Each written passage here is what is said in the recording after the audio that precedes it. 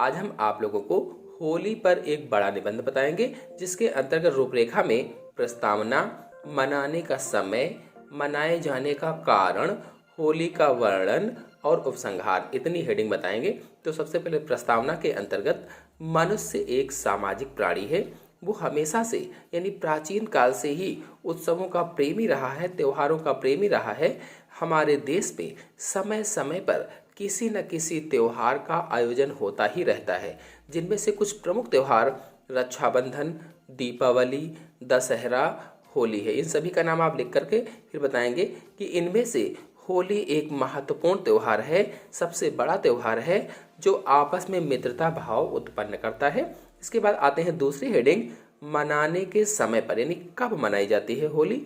होली का त्योहार बसंत ऋतु का त्योहार माना जाता है, यानी जब बसंत ऋतु आती है तो इसी ऋतु में होली का त्योहार होता है। और कब, तो फागुन महीने की पूर्णिमा तिथि को होता है। जब पूर्णिमा होती है फागुन में तब होता है, परंतु इसका प्रारंभ कब से शुरू हो जाता है? माघ पूर्णिमा से ही शुरू हो जाता है। और ये हिंदुओं का सबसे बड़ा त्योहार है, इसलिए पूरा एक माह तक चलता है। संपूर्ण माह में होली के गीतों का आयोजन होता है। इस त्योहार के समय न तो अधिक गर्मी पड़ती है और ना ही अधिक सर्दी पड़ती है, क्योंकि जाड़ा खत्म होने लगता है तो न ज़्यादा गर्मी पड़ती है, न ज़्यादा ठंडी पड़ती है और ना ही गर्मी पड़ती है। कुल मिलाकर के मौसम बसंत ऋतु का होता है, सुहावना होता है और इसमें गीतों का आनंद देखते ही बनता है। आइए आते हैं अगली हेडिंग, मनाए जाने का कारण पर। तो इस उत्सव को मनाने के संबंध में कई सारे मत हैं, अनेक कथाएं हैं, जिनमें से एक प्रचलित कथा है हिरण्यकश्यप और भक्त प्रहलाद की। तो इनके अनुसार होलिका अपने भाई हिरण्यकश्यप की आज्ञा मानकर प्रहलाद को गोदी में बिठाकर अग्नि में प्रवेश कर गई थी। हिरण्यकश्यप की बहन थी होलिका और प्रहलाद कौन थे? हिरण्यकश्यप के पुत्र थे। तो ये विष्णु भगवान को मानते थे, उनका जाप करते थे। तो इसी वजह से हिरण्यकश्यप अपनी पूजा करवाना चाहता था। उसने क्या कहा होलिका से कि वो प्रहलाद को लेकर के आग में बैठ जाए। तो ये जब आग में बैठ गई तो भक्त प्रहलाद सकुशल निकल आए और होलिका जलकर उसी में भस्म हो गई। तो उसकी स्मृति में ही या उसी याद में प्रतिवर्ष यह त्योहार मनाया जाता है, या हर साल होली का त्योहार मनाया जाता है। प्रहलाद के सुरक्षित बचने के कारण ही लोग प्रसन्न हुए और नाना प्रकार के गीतों को गाते हुए इस त्योहार को मनाने लगे। तभी से त्योहार मनाया जाने लगा है। कुछ लोग इस प्रकार भी बताते हैं कि प्राचीन काल में यह त्योहार सामूहिक यज्ञ के रूप में मनाया जाता था, जिसमें अन्न को आहुति देकर देवताओं को खुश किया जाता था।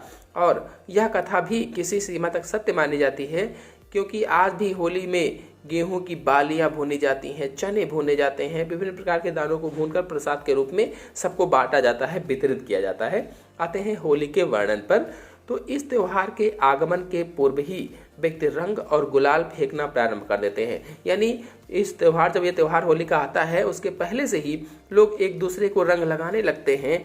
प्रत्येक घर में नाना प्रकार के पकवान और मिठाइयाँ बनाई जाती हैं। तो होली पर विभिन्न प्रकार के पकवान बनाए जाते हैं, सभी लोगों के घर में बनते हैं, मिठाइयाँ बनती हैं, जैसे गुजिया वगैरह बनती हैं, पापड़ वगैरह बनते हैं, पूड़ी वगैरह बनती हैं।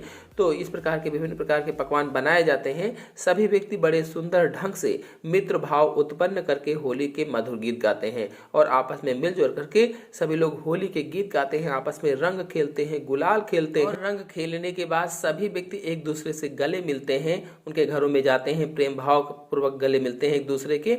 इस तरह से प्रेम भाव पूर्वक होली का त्योहार मनाया जाता है। अगर उपसंहार की बात करें तो हमारा कर्तव्य है कि हमें त्योहारों का वास्तविक उद्देश्य समझकर आपस में प्रेम भावनाओं के साथ त्योहार को मनाना चाहिए। नाना प्रकार की कुरीतियों एवं दोषों का त्याग करके त्योहारों को उचित सम्मान देना चाहिए और सामाजिकता का आदर्श स्थापित करना चाहिए, क्योंकि व्यक्ति समाज से ही नागरिकता का पाठ सीखता है। इस तरह से हमें खुशहाल पूर्वक हर साल होली मनाना चाहिए और दोषों को दूर करना चाहिए।